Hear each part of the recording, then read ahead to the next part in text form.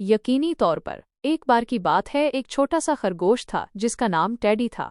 Teddy को सब्जियां खाना पसंद नहीं था, वो सिर्फ गाजर खाना चाहता था। एक दिन उसकी माँ ने उसे पालक खाने को दिया तो टेडी ने रोते हुए कह दिया, मैं सिर्फ गाजर खाना चाहता हूँ। उसकी माँ ने उसे समझाया कि पालक भी अच्छी होती है और हमें मुख्तलिफ किस्म की सब्जियां खानी चाहिए, लेकिन टेडी नहीं माना।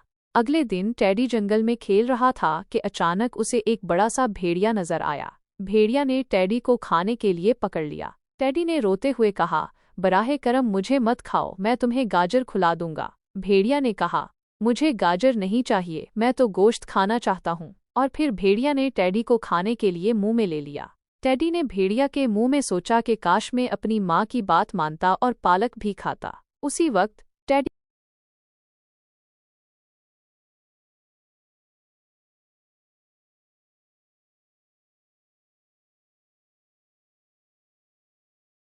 ठीक है, तो टेडी ने भेड़िया को चकमा देकर अपनी जान बचा ली।